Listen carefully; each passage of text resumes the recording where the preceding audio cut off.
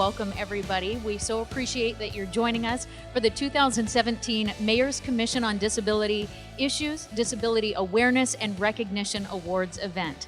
My name is Nohelani Graff. I'm a news anchor for ABC 15 Arizona, just up the road. And I am so very grateful to be a part of this event this evening and joining this celebration as we recognize the strength and the vibrancy of our community, and we draw on the skills of all Phoenix residents. I want to tell you, within my career as a journalist, there are two types of stories that I love to be able to tell because our viewers react the best to them. One are the stories of people who have overcome adversity, often a disability, and those are the stories that inspire all of us, right, to want to strive for more and do better in our own lives. And also the other people in those stories that we love to showcase are the people who help those overcome diversity, who help people reach their goals when the odds seem insurmountable. Those are the people that give us all hope that there is humanity and compassion among us in our community. And that is what this evening is all about. So I truly am honored to be here to help celebrate all of those people. So first, I'd like to introduce you to the Vice Chair of the Mayor's Commission on Disability Issues, Dan French.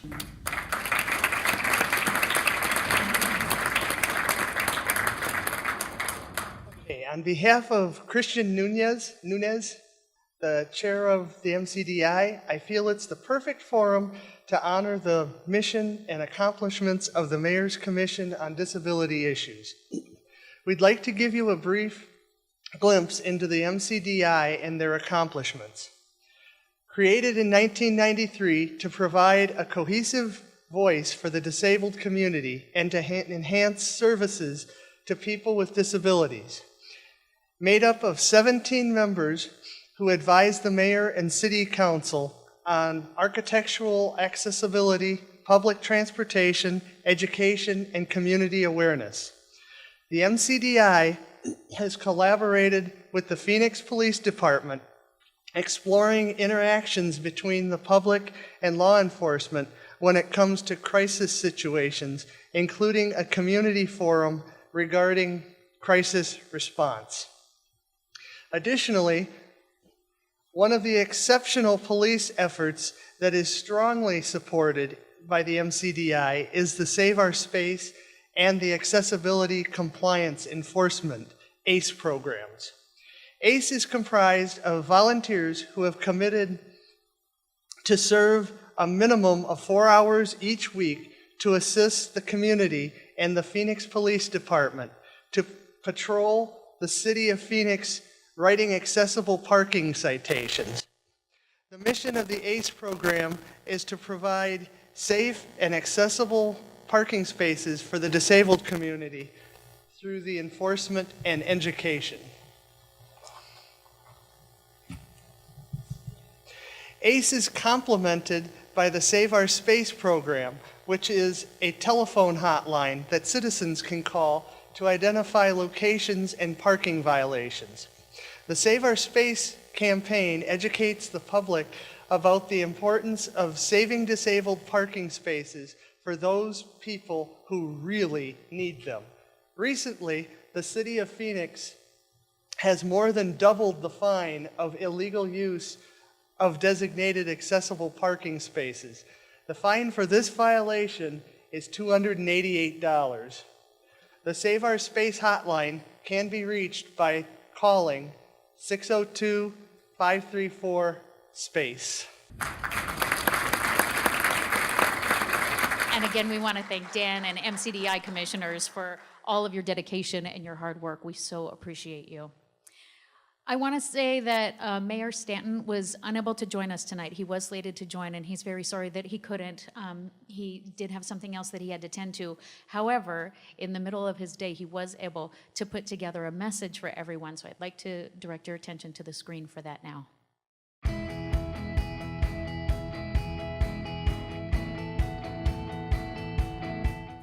Hi, I'm Phoenix Mayor Greg Stanton. I'm so bummed that I'm missing the MCDI award ceremony. I love it every single year, but wish me well because I'm at my son's cross-country finals track meet, and I'm there to cheer them on. So otherwise, I'd be with you as always. I am so proud of the MCDI's achievement, and I'm so proud of the leadership of Christian and Dan. Thank you for what you do as leaders of the MCDI. You make our city better, much better. And I'm proud of what you have accomplished.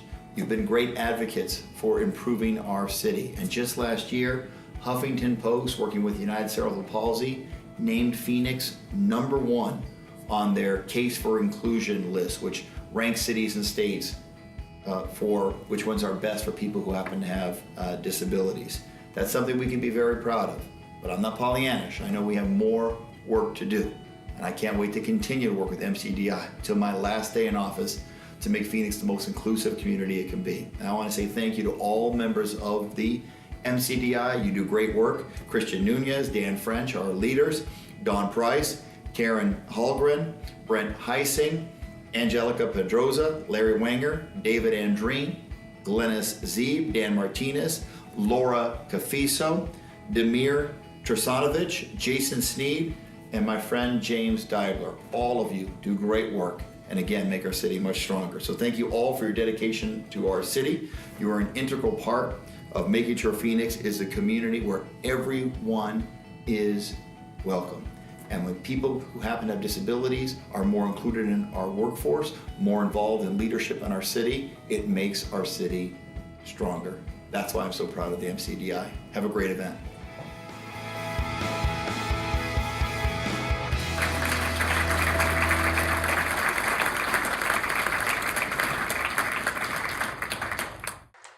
Now, we do have a very important person here who is here to represent the mayor and the city council. And I want to tell you a little bit about her first before she comes on stage, because she is one of the champions who is working for all of us to make our community better. I'm talking about Councilwoman Kate Gallego. Councilwoman Gallego is the first woman to represent District 8 and the only member of the millennial generation to serve on the council. She has brought an entrepreneurial spirit and extensive economic development knowledge to her service on the council. She has been recognized with the Courage Award from the Girl Scouts Cactus Pine Council for her work on the Phoenix Equal Pay Ordinance as an elected official of the year. She was also an elected official of the year by the National Association of Social Workers Arizona chapter, and that was for her work on expanding access to transportation. So please join me now in welcoming Councilwoman Gallego.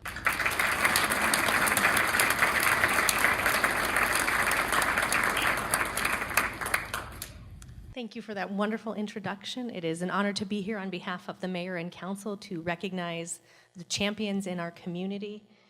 We are so grateful to all of you for being here today. We're going to be about celebrating and recognize the contributions of those who address and promote the needs of people with disabilities, and honor community members for their advocacy efforts, and to recognize the city departments for their commitment to accessibility and innovation. As we commemorate the progress we have made as a city to deliver on the promise that individuals with disabilities have access to live the quality of life they deserve, we will feature businesses and people who step forward to make a difference in our community. Among these outstanding people are 6 award recipients you will soon learn about. I want to particularly recognize our Lifetime Achievement Award winner, Phil Pancrazio. As you heard in the introduction, one of my real passions is transportation and access to transportation. I had the pleasure of chairing our citywide transportation campaign, but it is really a credit to Phil that the very first significant new light rail investment we're making in the city of Phoenix is that we'll be opening up a new light rail station right by Ability 360. So huge thank you to Phil for his service to our city, particularly on the Citizens Transportation Commission, and for his continued advocacy. Many people will deserve credit on that day, but if I were to think of just one on that ribbon cutting, it is today's Lifetime Achievement Award winner.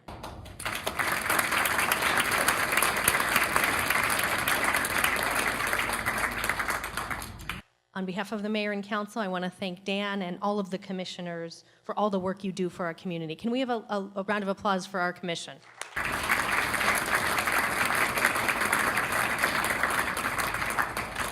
On a personal note, several of members of the commission were really important to me. When I first got elected, I had a seizure right before taking office, and as people in the room may know, when you have a seizure in the state of Arizona, you lose your driver's license.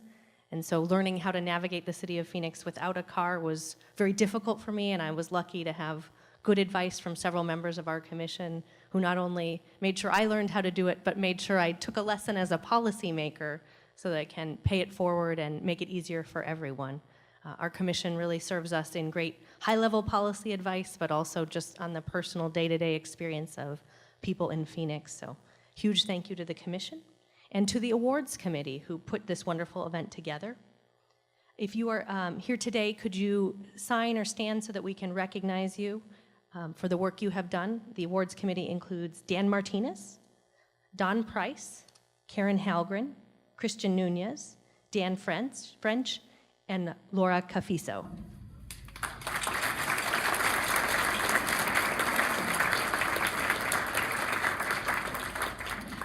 Also want to thank the city staff who made this possible. We have a great team led by Don Logan, who is here today. Thank you to Don and his whole team. We also have many department heads who are here not getting any extra time, and many city leaders who are here, city staff, because they care about the issues we are celebrating today. So thank you to our city staff for their commitment. According to the US Census, more than 30% of Phoenix 1.4 million residents live with a disability. And for more than a decade, the commission has worked tirelessly to raise awareness of concerns impacting the lives of people with disabilities while educating the community and paving a way for a more inclusive and equitable city. Thank you all for your work and commitment to Phoenix residents. And with that, I will turn it back to our wonderful MC. Thank you for having me.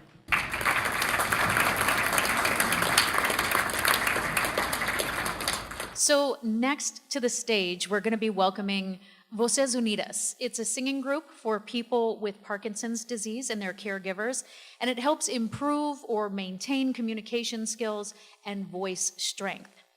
Also, we're welcoming Claudia Martinez. She's the Hispanic Outreach Coordinator at the Muhammad Ali Parkinson Center at Barrow Neurological Institute. Please join me in welcoming Claudia and Voces Unidas.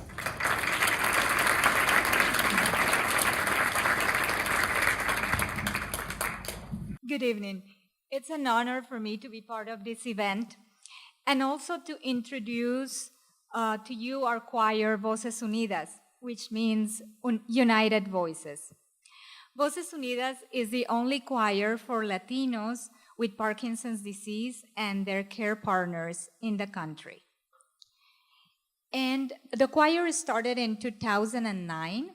And since then, it has grown under the guidance of instructor Ariel Cacheiro to become an avenue to strengthen its participants' voices, sense of advocacy, and community involvement. Tonight, they will perform 2 songs. The first of those songs is very special for us and for all the Parkinson's community. And it's even more special that tonight they will get the chance to sing it with songwriter Jose Maria Lobo, because he is the original author of Soy el compás de otra canción, which means I am the beat of another song. This song is a testament to those who continue on their journey following a Parkinson's disease diagnosis. The song conveys a powerful message of hope as it raises awareness of their unique challenges. The song and its video that you will have the chance to watch while the choir performs have received special recognition by the World Parkinson's Congress and have become a powerful awareness tool for the Spanish-speaking Parkinson's community worldwide. After the first song, Voces Unidas will close their performance with the festive song De Colores, which means in colors. And I think now we're almost ready for the performance of Voces Unidas.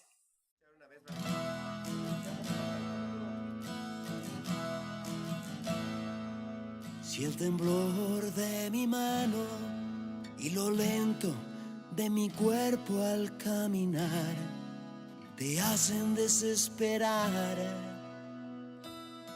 si mi rostro no te expresa nada y mi débil voz ya no alcanzas a escuchar, si te rompo el corazón, piensa bien, es solo una condición. Piensa bien, soy el compás de otra canción.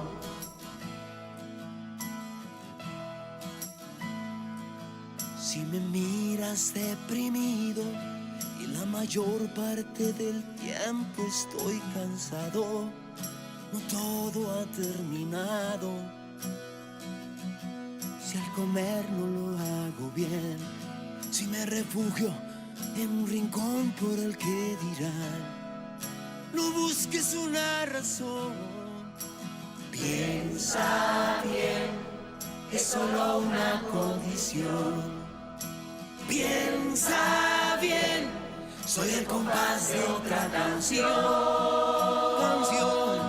Si te falta dopamina, se te baja la energía. Si tomas bien tu medicina, estás bebiendo alegría. Canta conmigo una canción, compartamos la alegría. No te olvides de vivir, que cada día es un nuevo día. Pinta un cuadro, inventa juegos, haz ejercicio diariamente, camina, entra en acción, participa con la gente. El Parkinson ya es como un amigo, no lo veas tan mal, que él caminará conmigo hasta el final.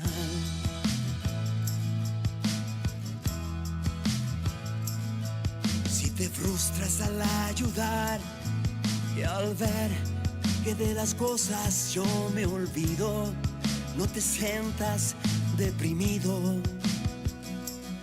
Si te entristece verme así, con esta rigidez y esta ansiedad, releva tú a la soledad. Canta conmigo una canción, compartamos la alegría. No te olvides de vivir, que cada día es un nuevo día.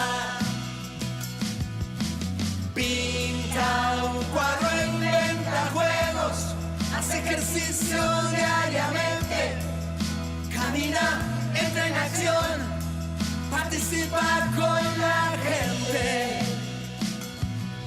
El Parkinson ya es como un amigo, no lo veas tan mal, que él caminará conmigo hasta el final. Piensa bien, es solo una condición. Piensa bien, soy el compás de otra canción.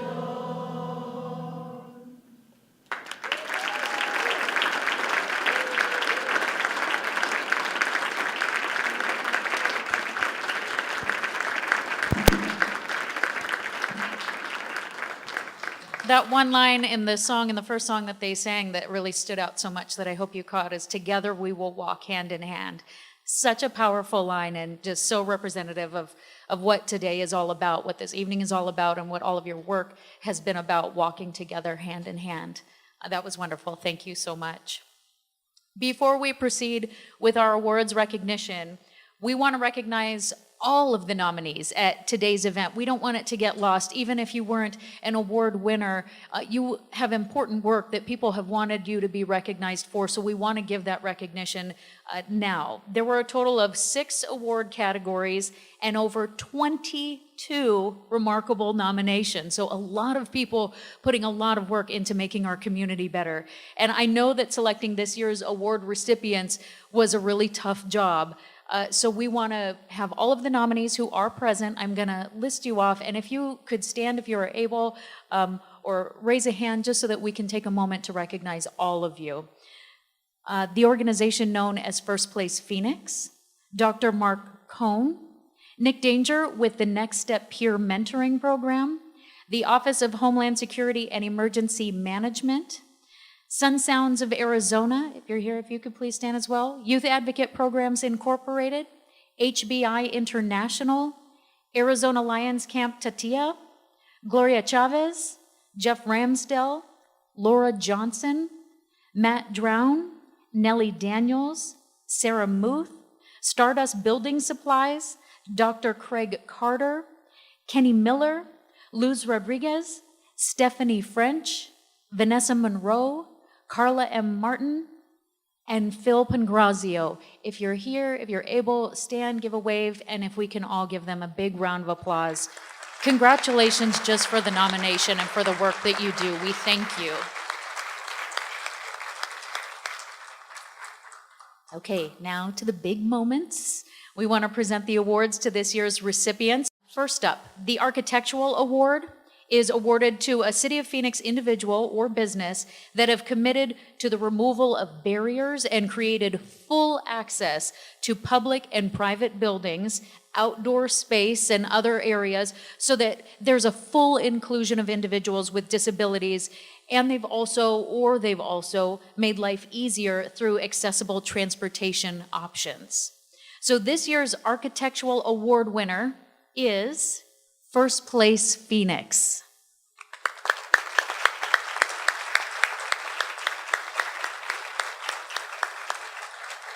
So to tell you a little bit about what they do, many adults with autism spectrum disorder or ASD and other neurodiverse abilities face unique challenges, of course, in daily living. First Place Phoenix, though, is focused on providing the tools to help these residents develop a lifestyle that is meaningful, that is productive, that is connected and fulfilling. They offer supportive housing and a residential transition program for individuals with autism and other neurodiverse populations, as well as sites for education, training, and also creative inspiration. It is critically important to be able to design housing that nurtures a spirit of community, also independence, and interdependence with a supportive and caring environment. Envisioned as a residential community development that aspires to catalyze international models, First Place Phoenix offers supportive housing and residential transition programs for individuals with autism and other neurodiverse populations, as well as sites for education and inspiration. And so that is why I would like you to turn your attention to the screen for a moment as we share more about this award recipient.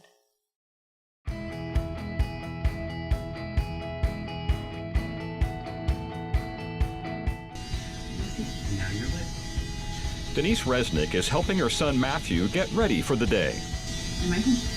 24 years ago, our son Matthew was diagnosed with autism.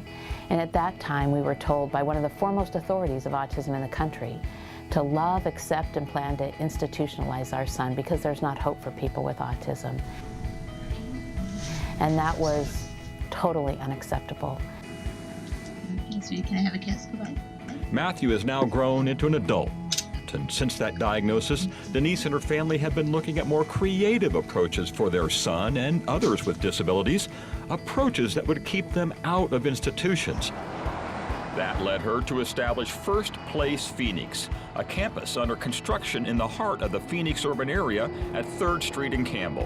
When you think about First Place Phoenix, you can consider it as home for the residents who live there, an enriching environment for people to learn and work there, and for families like ours, truly peace of mind.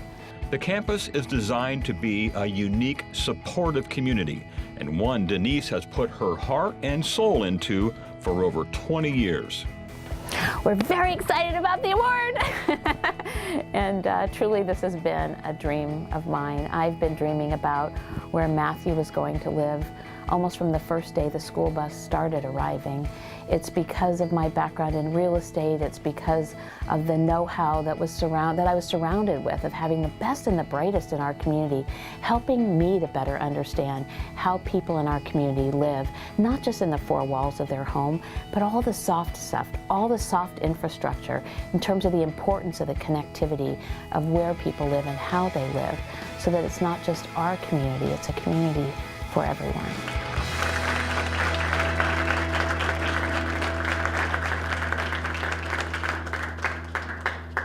Each year, MCDI recognizes 2 business award winners, one for-profit and one nonprofit, or a government agency as well. And we recognize them for maintaining and implementing opportunities for full inclusion in their mission and their daily organizational activities. So the Nonprofit Business Award received 5 nominations, but this year's Nonprofit Business Award winner is being awarded to Sun Sounds of Arizona. I want to tell you that there are over 400,000 Arizona residents who are blind. Sun Sounds of Arizona serves those who are unable to read printed text due to a visual, cognitive, or physical disability by providing quality broadcast radio and digital audio services 24 hours a day, 7 days a week. Sun Sounds bridges the information gap between current print media and the people who can't read printed text because of a visual, cognitive, or physical disability. Sun Sounds serves 49,000 listeners who are blind, and our listeners come from diverse racial, ethnic, and economic circumstances. But everyone who applies for services, no matter their economic status, is provided service for free.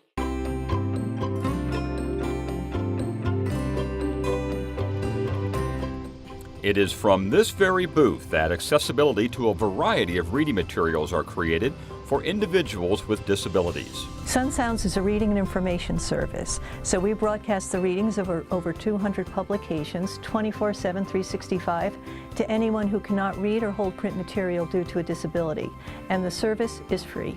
And we're going to take a break from national and international news for a few moments. What we do is broadcast the readings of newspapers, magazines, and books to people who can't read because of a disability. So our whole broadcast revolves around volunteers reading daily newspapers, current magazines, and books. Out and in. By providing these services, those who live with a disability have one less worry when it comes to keeping up to date with readings they might not have otherwise had access to. There could be a variety of disabilities, including low vision or blindness. Someone maybe suffering from macular degeneration might find the service perfect for them. Well, living alone, the days get very long, and I was unable to watch TV at all. Relations are not likely to improve anytime soon. The first problem is that And I just tuned in and I was hooked. I had a companion all day. It won't give up Goulin. It won't give It's part of my connection, part of my day. Director Andrea Pasquale and her team complete each session with the specific needs of their listeners in mind. We rely on volunteers for all our programming. We have over 400 volunteers around the state. And what they do is come in and they choose their material for their particular program, and they come in and record it, or they might read it live. But without the volunteers, we wouldn't have a service.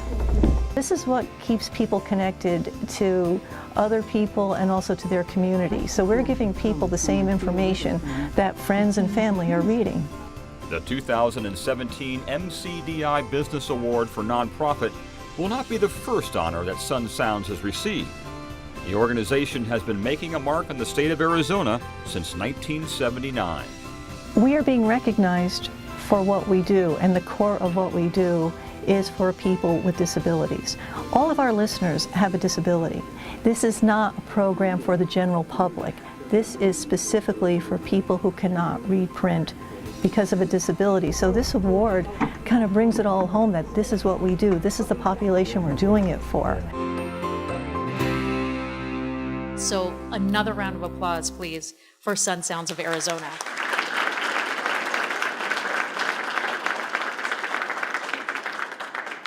So in addition to the nonprofits, our other profit for-profit business, there were several that were nominated for their excellence as well. So our second business award goes to HBI International.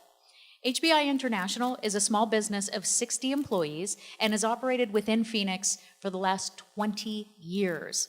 Their role as community stewards includes many innovative programs like creating opportunities for employees to learn English on the clock. Their ban the box philosophy excludes questions about criminal history on their application and ensuring that all employees are paid a livable wage and have robust health care coverage. And their commitment goes even deeper. Get this, a full 25% of their staff, that's 15 out of 60 employees on their workforce, are individuals with disability. So this is an agency that is truly working to be inclusive. And with an exceptionally high unemployment rate for people with disabilities, that's a really remarkable accomplishment that you can reflect that a quarter of your employees in this workforce are identified as disabled. So they really are working to transform our workforce here. So if you will welcome this year's second business award recipient, HBI International.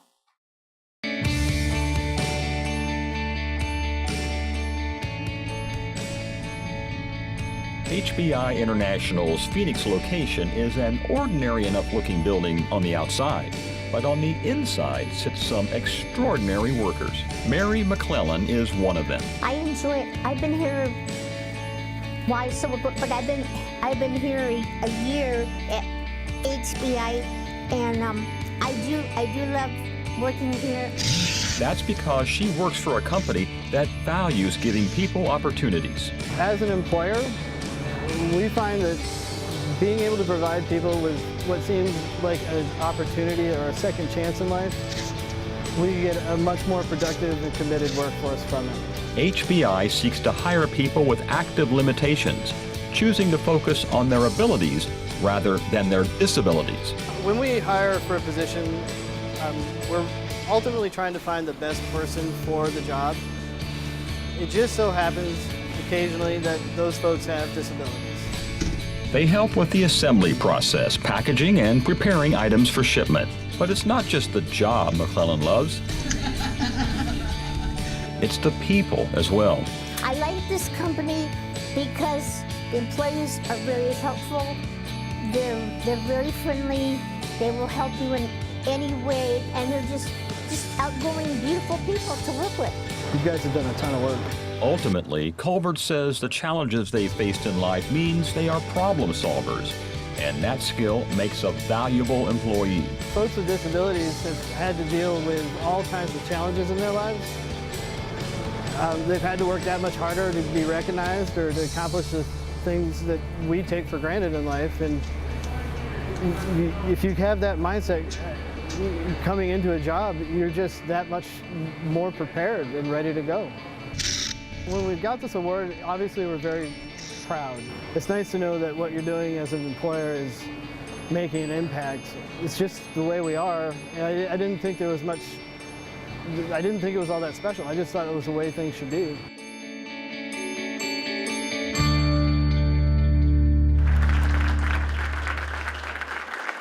Great work. This year's Community Service Award goes to Gloria Chavez. Gloria is an example of self-determination and courage, as well as a committed and passionate volunteer that believes in the impact of education and that empowerment can really transform the lives of people with disabilities. Her backstory a little bit is that she had polio as a child in Mexico, but that did not stop her from going on to medical school. In the last year of her studies, she had back surgery to correct a severe scoliosis and was left paraplegic as a result of the surgery. As a very young adult, she went through extensive rehabilitation with the determination of remaining independent. Since then, she has never stopped empowering people with a variety of disabilities so that they can overcome obstacles in their own lives and achieve their own maximum potential. She was instrumental in the development of the Muhammad Ali Parkinson's Center Promoters Program. It's an in-home education program that's designed to outreach to Hispanics with Parkinson's disease and their care partners after her own father-in-law was diagnosed with Parkinson's, so a very personal journey for her. Gloria has worked with Hispanic families who faced isolation and disadvantaged conditions due to a variety of barriers to achieve better quality of life by improving their understanding of the disease and raising their self-expression, as well as giving them the tools to achieve their own goals and stay active in their community. Please join me in applauding Community Service Award winner Gloria Chavez.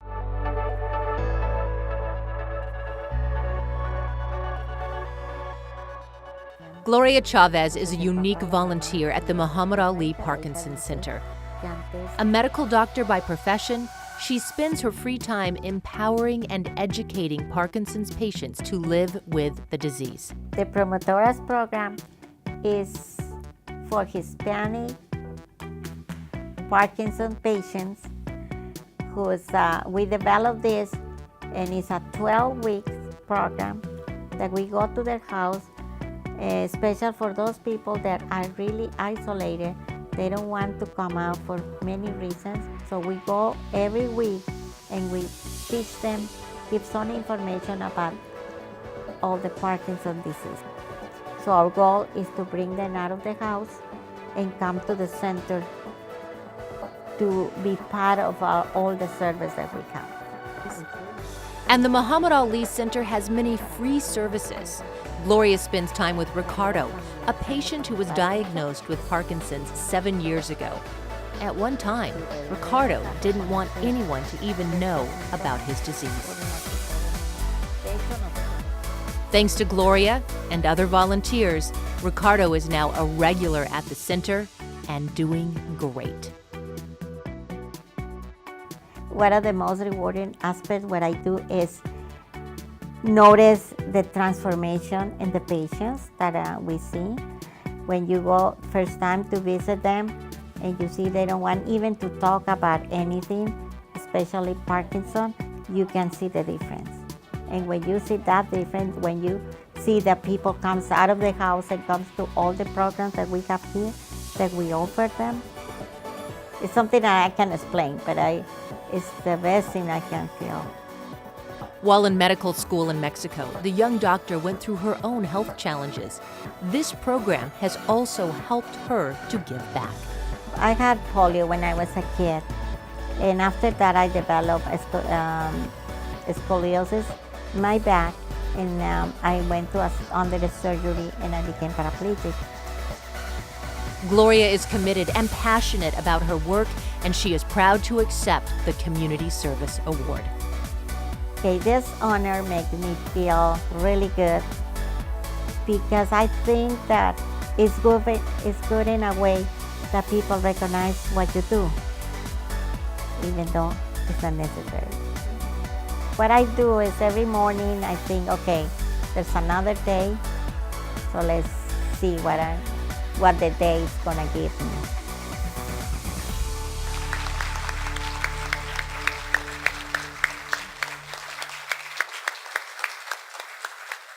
See, our goal by the end of this evening is that your face hurts from smiling so much about the great work that everyone is doing. I don't know about you, but I'm already there. So the next award is our Outstanding Educated Award, and it is granted to a teacher, school staff, or support person who's provided exceptional education, service, and support opportunities to individuals with disabilities. We got 5 nominations for this one, but this year's Outstanding Educator Award goes to Luz Rodriguez. She's a special education teacher at Gompers Private School. As the special education transition specialist, Ms. Rodriguez believes that special education should be everywhere. Using a community-based model of education, her students use public transportation, they mail letters at the post office, they get change from banks, and work to develop other life skills that a lot of us take for granted. She works with students, parents, and state agencies on opportunities for post-secondary job training and day programs. One of her many successes, though, Ms. Rodriguez has achieved was after a public school district placed a student at Gompers who missed over a month of high school due to noncompliance. Those absences led to a loss in academic and functional skills. However, once attending her classes, that student has not missed a single day of school, has participated fully in summer education programs, and has made incredible gains toward her academic and functional goals, to the point that that student is now scheduled to graduate next December because of the support of Ms. Rodriguez.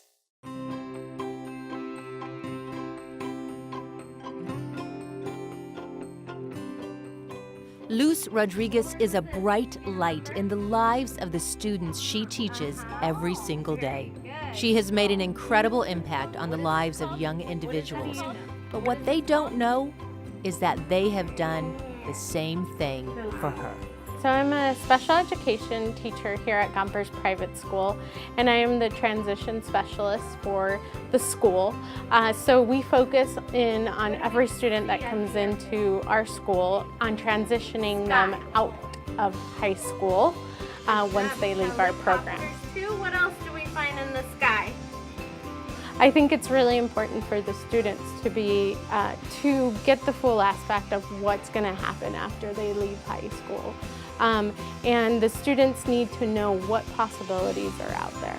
By specializing her teaching style to the needs of each student, Rodriguez is able to help each child reach an individual goal. Good job. Students are a part of this community and they need to be incorporated, and I think they need to be thought of when we are making a street, a sidewalk, a building, or to just every time think about the students that will soon be adults and transitioning into adulthood and be part of our community. What is this called? Airport. I think the most rewarding aspect is seeing them advance through the programming and the task. They come in not being able, or not knowing so much about them. And when they end up leaving, they are able to complete a task. And you got to count your small victories, because those sometimes are the biggest ones that you will achieve. Rodriguez is proud to add the Outstanding Educator Award to her list of many victories inside and outside the classroom. I'm very, very honored, just to be recognized. It's just great that, the city of Phoenix honors this, and I'm very blessed to be in a company that really encourages and loves each member and each student just the same, and they want the best for all of them. So I'm very, very thankful and very appreciative of the honor. Thank you for being here. Before we announce our final award recipient, I want to introduce Brooke Brown to our stage. She is an author of The Little Butterfly Girl. She's a writer for Autumn Magazine, co-state coordinator for the Ms. Wheelchair Arizona program, a dancer, actress, and writer with Theater 360. And above all, Brooke is a strong advocate for people with disabilities, sharing her experiences at various conferences and other community events. Please help me in welcoming Brooke to the stage.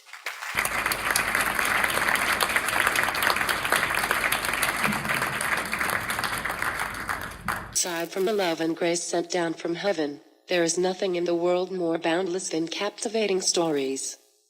We all know the power of fantasy and fiction. Our favorite books, movies, TV shows, plays, and even role-playing video games can let us escape, encourage us, and relate to our troubles when it seems like no one else does.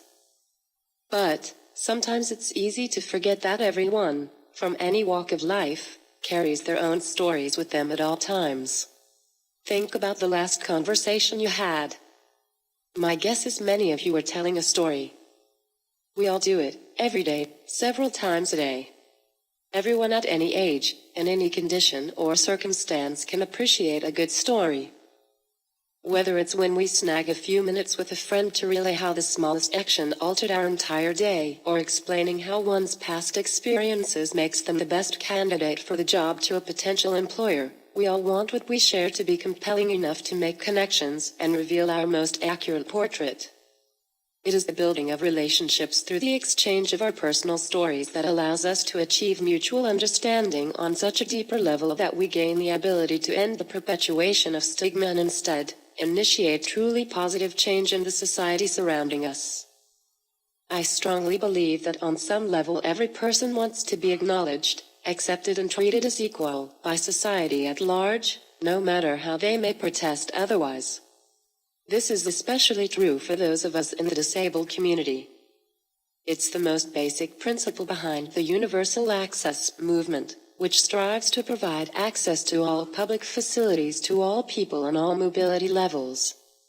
There are those who describe people with disabilities as having special needs, but different does not constitute special. No two people, disabled or not, have the same abilities, strengths or weaknesses. And so, if we're being honest, no one should receive more or less than what's equal. Equal care, equal respect, equal opportunity. In one way or another, we are passionate about our shared goals. And in my opinion, the most effective way to initiate the positive advancements in equality, for which we are always advocating, is to change the perceptions of those who may be differently abled from ourselves on a personal level, telling one story at a time.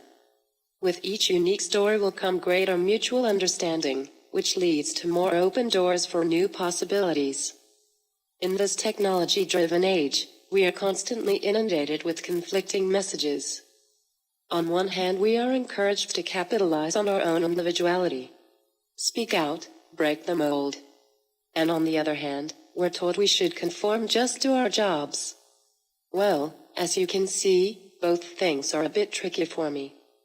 Being born with moderately severe cerebral palsy has made the majority of my muscles, including the ones used for speaking clearly, extremely obstinate. My limbs are largely unwilling to do what I ask, no matter how much I coax and plead. This obviously limits my mobility and in turn, my capability to do just any old job I can find. Therein lies the reason creativity is essential to my survival. But, there again, that means I have to get people to stick around long enough after they hear my restricted voice to realize that, oh yeah, she is actually home with all the lights on. Even if they can read a description of my background, skill level and achievements, they often need to be given something more emotionally tangible in order to bridge the gap in understanding. This is where the blessing and power of storytelling comes in handy. I share my own stories in many various forms, each one as intensely personal as the next. It isn't always easy, being brave enough to open the Pandora's box that is my life, covered in all the messy labels of disability in front of strangers. However, some good never fails to find its way out of every story I willingly pull from beneath the lid. With one, I may find a new remedy for a tender wound still lingering from my days of schoolyard torment. With another might come a way for me to gently encourage someone to let go of their misguided ideas about people with disabilities. And still others could reveal solutions for removing the daily barriers that still block my path to total self-sufficiency. A few of them are things like this one-shot movie I created to dispel the stigma of my speech impairment, while also demystifying the use of my communication device.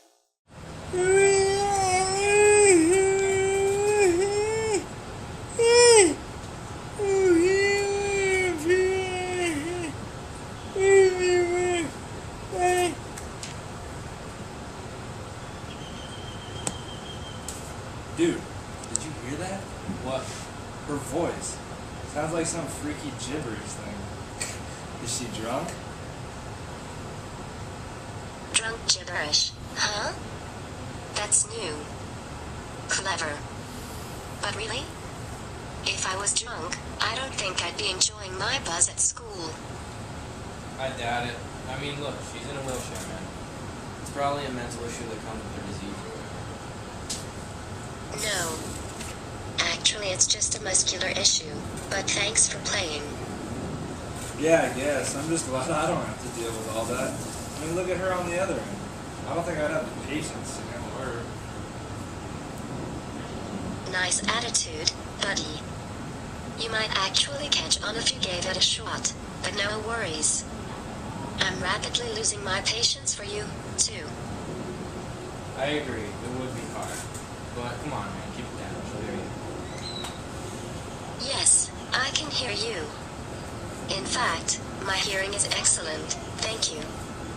Perhaps one of you has a brain after all. Okay, maybe, but how much can a handicapped person really comprehend? Look, she's reading a kid's fairy tale. How could she even be taking classes? Whoa. Bite your tongue, Buster.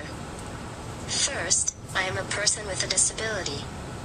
Second, the Grimm fairy tales are some of the most famous stories in history. Pretty good resource for another writer taking a creative writing course, don't you think? And I understand you perfectly, but I'm wondering how the heck you made it to college. I don't know, dude. And given the senior information, we'll probably never know. I'm too embarrassed to go find out, so you please just shut up. Alright. Jeez, I'm just saying. I'd take your friend's advice there, bud. You know how people always say, don't judge a book by its cover? Well, here's another one, never judge a mind by its body. Just saying.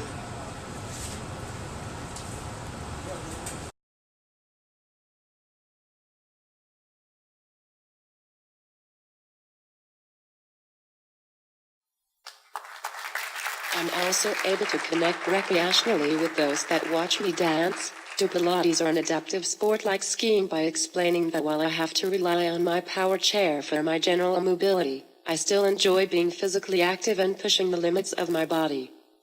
Not to mention that when you have cerebral palsy, regular exercise is your best shot at getting your muscles to cooperate on a daily basis. Similarly, anyone who reads my written work will quickly realize I have many of the same thought processes, emotions, desires and goals as any other 30-something typically abled woman, even though my speech may be difficult to understand. Taking advantage of situations like these have often led me to other rewarding opportunities as well. For example, I landed a paid freelance writing assignment at Scottsdale Community College because I started corresponding with a lovely lady who wrote an article about the uniquely abled dance class I was taking at the time. Furthermore, I've utilized my life stories as anecdotes for inspiration and motivational speeches and as supporting evidence for policy change at advocacy events. Performing and writing true-to-life scenes with Theater 360 acting troupe also allows me to further illuminate my personality and experiences beyond my disability by expanding my artistic range and continuing to build my self-confidence when in the presence of others. Truthfully, I'd be happy staying in the audience, just watching the cast act out my scripts. But, if I did that, I wouldn't be as independent as I am. The first monologue I ever recited on stage was all about the trepidation I felt while giving my first public speech, the student address at my college graduation. That's what started me on the path here today, realizing my life's purpose is bigger than just encouraging people on paper or screen. Our personal stories, however they come, are our most powerful tools. They will take us farther than any combination of facts and figures. That's why I feel God has given me this intense passion for assisting others to harness the strengths of theirs. Your stories don't have to be told in one certain form or contain all the perfect words. They just have to be genuine and presented in a way that fits your audience, your message or objective, personality, and communication strengths. Some examples are presentation slides, video or pictures with music, a script to be performed, or a traditional written narrative. The possible formats for a story are really endless. I encourage you to get creative in finding the higher purpose for your abilities and experiences. Don't be afraid to indicate the ways in which your disabilities have enhanced your ability to persevere and overcome challenges in all aspects of life. Like the verse in 1 Corinthians says, in fact, some parts of the body that seem weakest and least important are actually the most necessary. Similarly, the most important element in any story with the power to effect change is the voice behind it. That's the thing about our favorite stories. It's not the plots that we remember forever. It's the dynamic characters that touch souls and make permanent impressions in the mind. Are you ready to discover the power in your story? If you're interested in learning more about my books or creative storytelling services organization, including the personal storytelling workshops I offer, come chat with me at the table outside. I have copies of The Little Butterfly Girl and the Transforming the Heart of Your Story workbook available, which will guide you in creating your own story. Thank you for having me today, and I want to commend the Mayor's Commission for their diligence in recognizing the extra abilities of those in our community.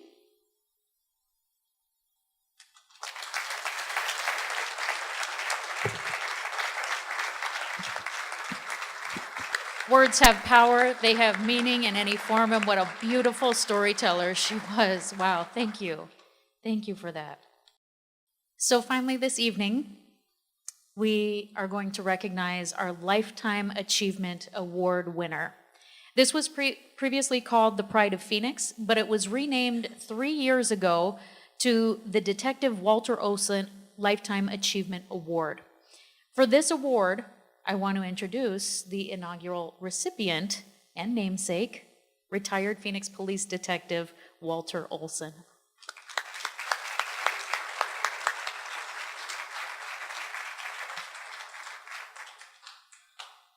This award goes to an individual who has made an impact for many years in the lives of individuals with disabilities.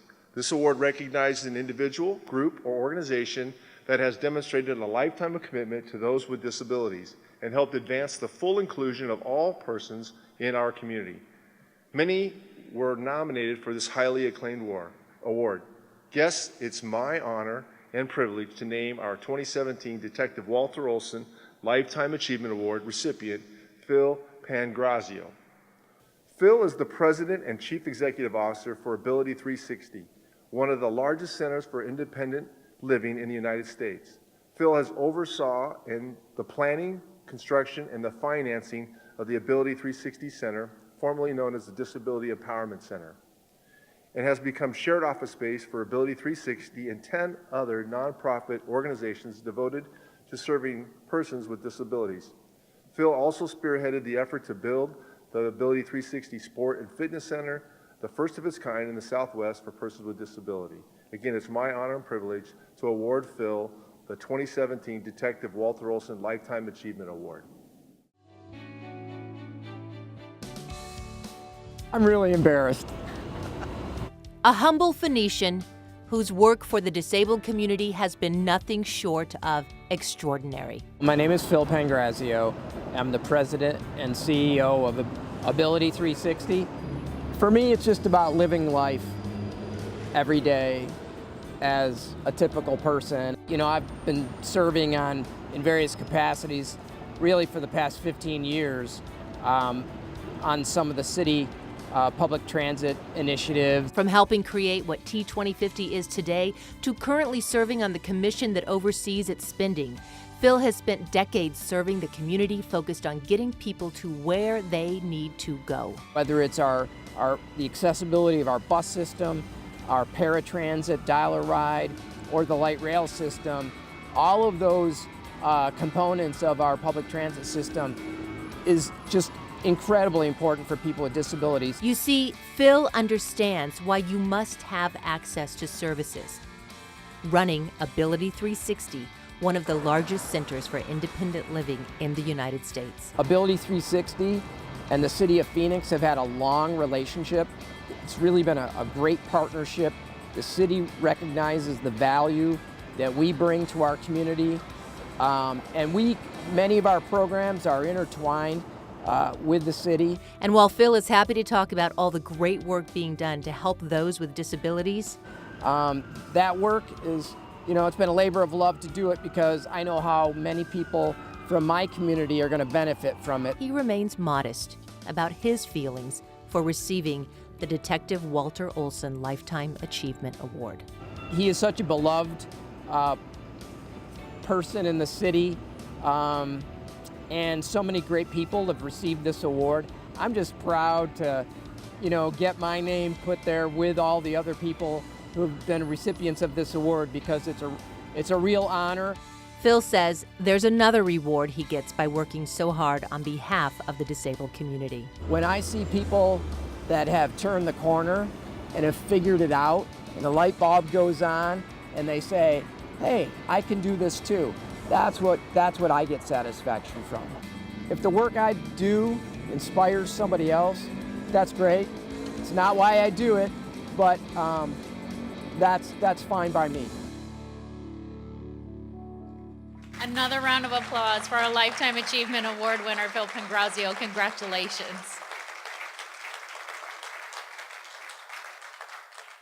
So we just want to say congratulations and thank you to all of our award winners for truly working every single day to make a real tangible difference in our community. We want to thank all of the individuals, the businesses, the employers and employees who work every day to make sure that Phoenix remains a community where differences are respected, are valued, where a wide range of talents and abilities and skills are nurtured and encouraged. I myself was born and raised in Hawaii. I came to Phoenix 4 years ago by way of Oregon. I moved straight to downtown Phoenix when I got here.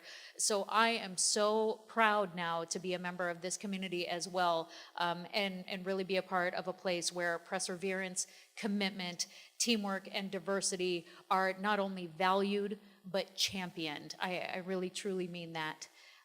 May we continue to honor the traditions that have been set before us, but also continually strive together to make Phoenix a diverse, inclusive, and accessible community. I ask you to join me in another round of applause to personally congratulate all of the award recipients one more time.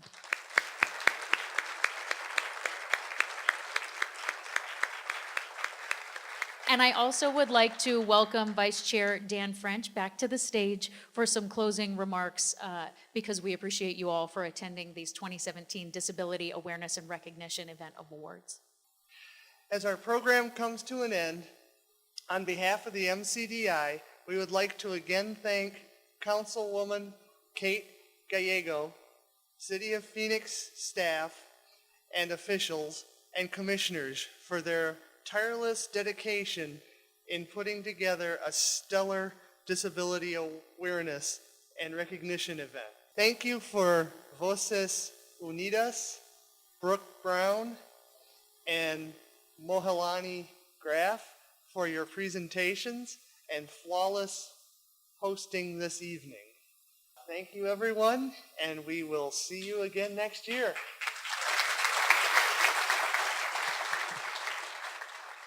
Thank you.